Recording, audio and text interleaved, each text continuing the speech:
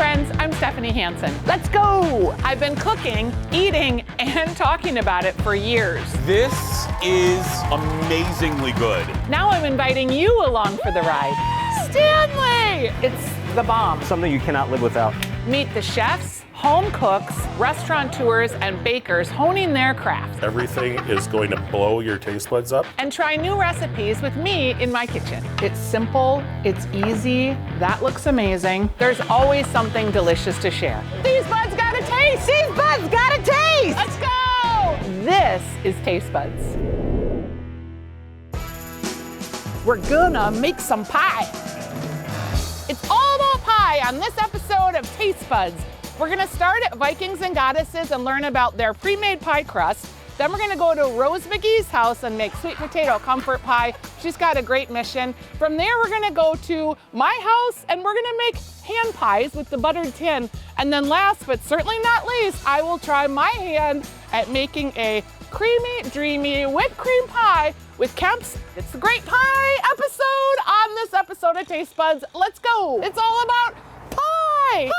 Pie, pie, pie, pie, pie, pie, pie, pie, pie. So I'm here with Rachel Anderson and we are at Vikings and Goddesses. We are at your wholesale production facility. And I think a lot of people know you for your pie. And now you've got refrigerated pie crusts.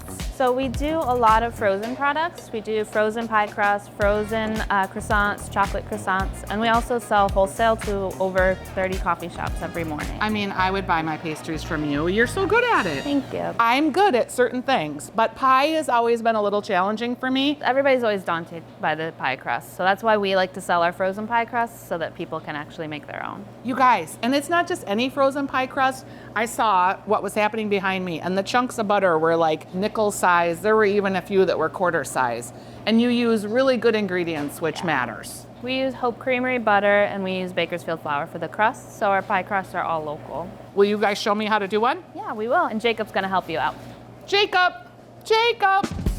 All right, so Jacob and I are gonna be fast friends. He doesn't know this yet, but anyone who can make pie crust like you can, we're gonna be fast friends. Were you like a chef before, or how did you become Mr. Pie Crust Guy? Yeah, I started working 5 or 6 years ago. A friend needed a baker in time for the state fair. So I've been making pie crust for 6 years now at a professional level. People really struggle with it for Thanksgiving. Yeah, when I'm doing it at home, just 2 or 3 at a time, it's a little different. I'll mix it by hand. Here we've got enough crust for 84 crusts here. And you still get the big, like, buttery chunks in there. Yeah, we want to get some nice big butter chunks in there. They're getting worked into a ball right now. Can I do one? Yeah, please do. Give it a little dusting, tiny... just enough that it's not sticking to your hands, it's not sticking to the table. Kind of roll away from you, roll towards you. 11 ounces each for a 9-inch pie crust, pretty standard. Okay. And we're just gonna flatten it down if we can. All right. Let's see. Here we go. That looks pretty good. All right, pretty good. Yeah. Not terrible, pretty good. Yeah. So you know just like kind of what your ball size should be. Yeah, I have a pretty good sense of what your ball size should be. Yeah, the expected ball size. So we're gonna let ours rest overnight. Then they're gonna sheet it out into big circles, and then they're gonna put it back in the fridge and let it rest one more time. Thanks for being the pie man and showing me how to shape all your crusts. And Rachel's gonna show me an actual finished pie crust. So Rachel, when we look at your pre-baked crust, you can see like where it looks a little darker, that's kind of where the butter is set up. And it starts out like this, which is ready to bake. Yep, and we have our pie crust have instructions on the back for whether or not you want to par bake them or fully bake them just like that. Okay, and par bake might be for what kind of pie? Like your fruit custards, anything like that, that's going to actually go back into the oven. And then fully cooked would be like your cream pies and things. Cream pies, chiffons, anything that you're not going to put back in the oven. With this frozen, ready to bake, like I don't need to do anything. I just literally am going to decide, am I gonna par bake it or am I gonna bake it all the way before I fill it? That's it. Correct. Well, happy Thanksgiving. I won't be here on Thanksgiving Day knocking on your door going, where's my pie? Because I'll have made one. Sure we can't put you to work? Oh, I don't know. Jacob really was fond of me, so anything's possible. All right, taste buds, I've got my pie crust, but before I can go home and make my pie, I'm going to Rose McGee's house. She makes sweet potato comfort pie. We're gonna hear how she does it and hear all about her mission. Are you ready, taste buds? Let's go. I'm here with Rose McGee. We are fast friends. You can tell we're both very orange. And we are making a sweet potato comfort pie. I was so delighted when you invited us into your kitchen to actually make one. Thank you for having me on with you. And I love our colors too. I know, we're so like cutely matching. Yes, and for me, it's about the sweet potato. The orange is about the potato. You can see how beautiful this is. People have often asked, why the sweet potato pie? I consider the sweet potato pie as the sacred dessert of Black culture. When I think about the organization Sweet Potato Comfort Pie, you know, we started that after young Michael Brown in Ferguson, Missouri. I felt compelled to do something, and of all things, I felt compelled to make a bunch of sweet potato pies, load them up in my trunk, and drive them down. The manner in which people responded to it, first of all, they couldn't believe that I was offering them a sweet potato pie. People wanted to be listened to. They wanted to share how they were feeling about not being valued and not being treated with respect.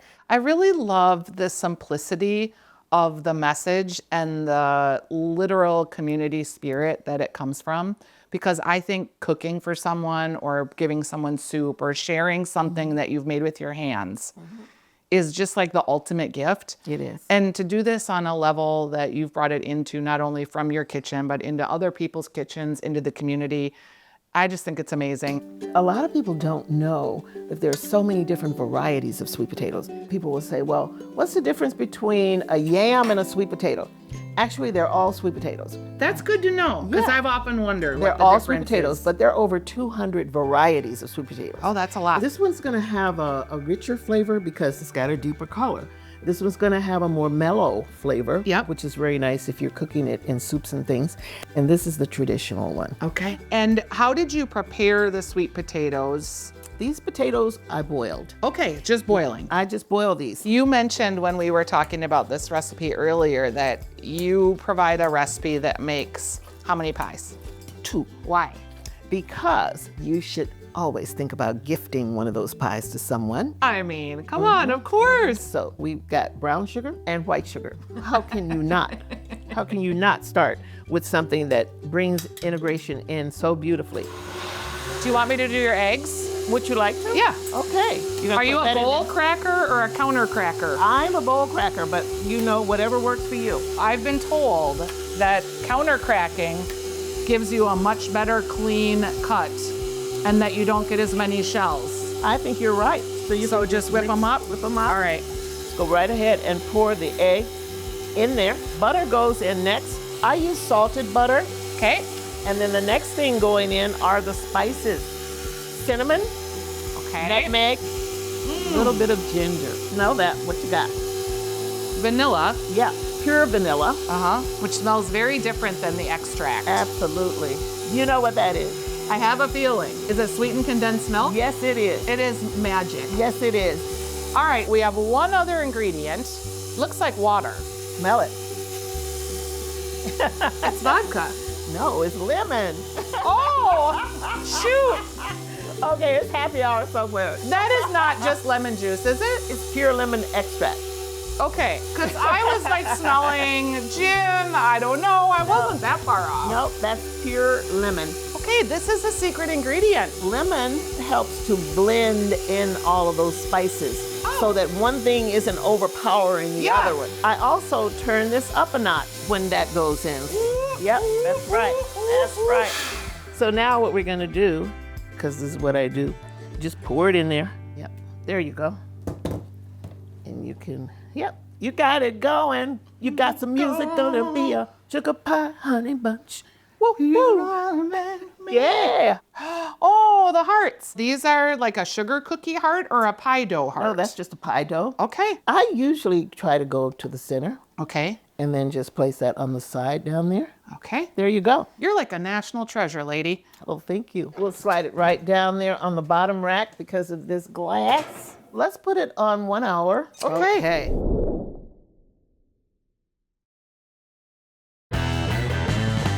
Okay, Rose, through the magic of television, we have the lovely pie that we made. You asked me if I would cut the first slice of pie because why don't you cut the first slice of pie? I'm not good at cutting the first slice. I don't know that I am either. Don't do that.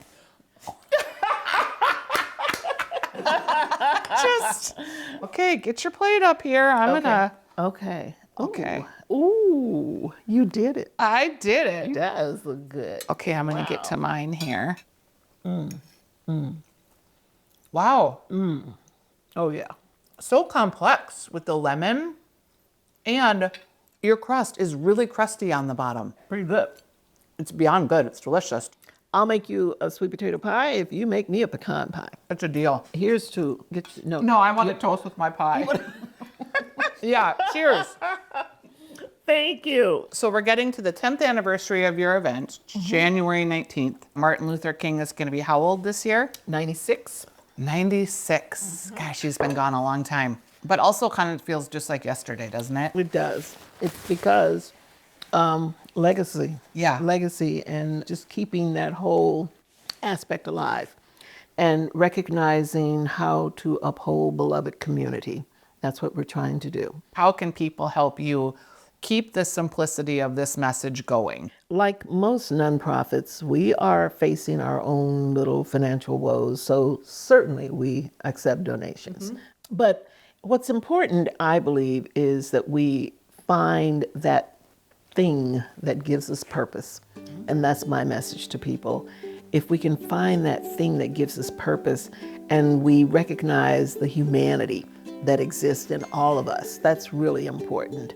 And whatever we can do to help bridge some of the gaps, help soothe some of the pain. And for me, if I can make a sweet potato pie and sit down with someone and just begin to communicate so that we can understand more about our differences, that's beautiful. Well, I loved your pie. I am going to give to the mission. It was a really lovely afternoon. I appreciate you taking time Oh, yes. and showing me how to crack those eggs on the counter. That I showed you anything after you've made all these pies is pretty impressive. All right, cheers, taste bud. Thank you. Cheers. Thank you. Taste buds, Rose left me with all these warm, comforting pie feelings. I'm leaving Rose's with my sweet potato comfort pie, but I'm just headed down the street to go to my house to meet Alicia from the Buttered Tin. We're gonna make ham pies, and then I'm going to make a chocolate peanut butter pie, but I've got a secret ingredient, taste buds. You might wanna come along and see how I make my pie. Come on, let's go. All right, taste buds, I'm here with Alicia from the Buttered Tin. Tell me about the ham pies we're gonna make today. So we're gonna do something all very local, because you know we love to use local ingredients. Yes, I noticed the Hope Creamery butter. Yep, so we've got the local butter, but we also are gonna be making chorizo. Okay. So, and we get the ground beef from a local farm called Fisher Farms, sharp cheddar cheese from Wisconsin, some eggs from Sparborough Farms. So all very local ingredients, and it's gonna be flaky and juicy and savory and super delicious. All right, let's get started on your crust. All right, so we've got two different types of flours that we're using here. We've got a cake flour, and a cake flour has a very low gluten content. Okay. And then we have an all-purpose flour, so we are actually just mixing them. But when you mix these flours, it actually becomes pastry flour. Who knew that? That's a good hack, Alicia. Half and half. So then we have a little bit of sugar here. Oh, you do put a little bit of sugar in your crust. I do. All right. With the salt, it gives it a little bit more of a brightness. Sure. So you can just set this aside for the moment. And then what you're gonna wanna do is, with really cold butter, start cutting it up into little chunks. So all you're doing is putting these in like little chunks, and then you can kind of mix them in as you go. You're just what we call petting the dog's ears. And so you're looking for a cornmeal consistency. So basically you do this until you get that. And I have to say, there's nothing like a crust by hand. It's probably more I like it. Okay, do I need to give you a hair? I won't make you wear this, but I did bring hair for me back the butter clip. Oh my God, you did it. I brought it just in case. Stephanie, I needed it. So this is where you're gonna wanna add in your freezing cold water. So I put about 6 ounces, and I'll start probably with like 4. And then I have a handy dandy bench scraper. This is something that you don't want to overmix. Here we go, about like 2 more ounces. And take the butter clip now that we've got our hair under control. Thank you. To me, this would never seem like I'm there. I'd be adding way more water. Yeah, but watch this. See, it looks dry and crumbly. Yeah, amazing. Okay. We're just gonna dump this out on here. So I'm gonna start by kind of pressing it, forming it, Yeah, because a little I mound. want it to be nice and kind of flat when I go back to it. Okay. And then I'll start nice tight wrap there. And this will make sure that the water is all concentrated. Boom. Look and at then that. You see all of these little butter chunks throughout Uh-huh. there? That's the beauty. We're getting onto the chorizo, our house-made chorizo. I'm gonna start with some bacon fat. Okay. Some flavor. All right. Pan is already hot. This is ground pork. Okay. That's it. Salt your meat. Salt your meat, guys. And this is the seasoning we use. Oh, like cinnamon, cumin, Absolutely. maybe a little fennel. Then we got some fresh garlic as well. Mix it all up, and then there's your chorizo. And I imagine we have to chill this. Absolutely. Nothing can go in the hand pie that is hot. We're just gonna scramble up some eggs here. Low and slow, right? You're just moving it around. Yes, till the eggs form the nice curds. Yeah. And here's another tip. Turn your pan off before they're done getting cooked. Yeah, and because just let eggs the- will continue to cook. We're just gonna let this cool Okay, too. Look this at is our dough.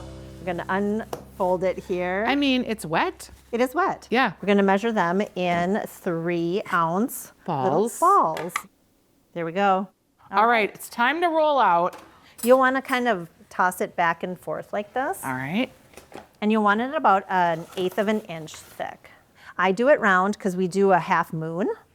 So like that. Yeah, cute. I do the egg wash just around the sides. I'm gonna put the chorizo in. Sharp cheddar cheese. This is probably actually a little too much. When you fold it, you're not gonna have a lot of space there, see? Yeah. It gets real crowded real fast. And then I'm just gonna go over the whole thing. It looks so good. Yeah. Okay, are you gonna do some special edging? You know, all I do is I just twist and roll. Okay. Easy for her to say. Twist and roll, twist and roll. So twist and what you're roll. doing is you're just sealing. And then I'm gonna take the knife and I'm gonna cut a steam You need a vent. release. And then onto the sheet pan. Okay. All right, you wanna try it? Oh, yes. Let's just get this a little floury here. So the beauty of this is just not to roll back and forth. It's just roll in one direction. Another beauty of hand pies is that they don't have to be perfect. Yeah, because they that kind of look handmade. rustic. Okay, about a tablespoon or 2 of meat. Cheese. Little scrambled eggs. Okay, and now the moment of Yeah, I'm gonna truth. trace- Yep, and just fold it right over. Okay. And it was a twist and a fold, a twist and a fold. Yeah, exactly. All That's right, it. well. You got it. Oh, no. I got a tear here. I'm gonna just do a repair. It almost looks like a turkey. Here, I'll show you. It kind of looks like a turkey. We have our oven preheated Okay. to 350. We'll see what they look like Yeah. in 20 minutes. My hand pies. Brown and flaky. Should we just go in? Sure. Yum. You can really taste that cheddar cheese too. What about that crust? And the meat. It's everything Okay. that I want breakfast to be. Spicy, Buttery. salty. Do you have this in the restaurant? Can I come and eat them? Yes, you can, of course. Every day you can go to the buttered tin. I'm glad that you like them. Wow. They're amazing, Alicia. Thank you so much for being a taste bud today. Oh my gosh, this was so much fun. I have one more pie situation to get through today. It's a whipped cream pie. Because sometimes you want a little whipped cream in your life. Yeah.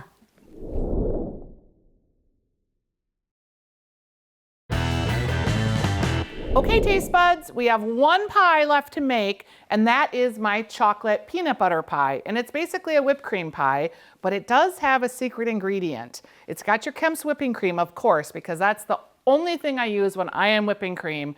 But also, a lot of people would use cream cheese in a pie like this, but I'm gonna show you how you can use cottage cheese, just a little bit healthier, a little more grams of protein, and it's gonna be equally as delicious. So let's start out by heating up 2/3 cups of semi-sweet chocolate chips. I've also got a teaspoon of vanilla, a tablespoon of coconut oil, and Kemp's heavy whipping cream, 3 tablespoons. We're gonna microwave this for 2 minutes, and notice I did bring back the butter clip, because I feel like you can't really have a pie episode without the butter clip. Our chocolate chips are melted. I'm just gonna stir these up a little bit. I've got my pie crust from Vikings and Goddesses that I baked. I'm gonna just go ahead and line the bottom with some of this chocolate.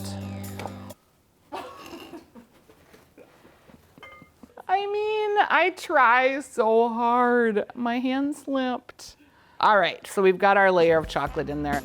This pie is gonna start with a cup of cottage cheese. Put this into our little Cuisinart mixer. All right, here we go. You're gonna do this for about a minute. Oh yeah, it's absolutely perfect. Smooth and creamy. I'm going to add a cup of peanut butter. And this is an instance where you do not want to use natural peanut butter. It's too oily. We're also gonna add 2/3 cup of confectioner's sugar. We're gonna go ahead and blend this up to get peanut butter cream.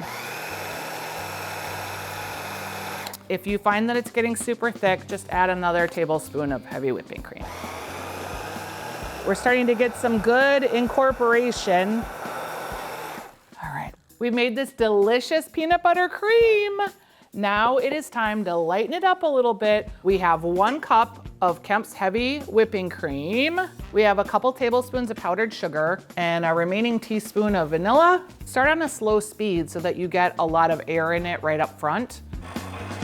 Once you feel like you can see air bubbles, the cream is getting a little bit thicker, you can start to turn up your mixer.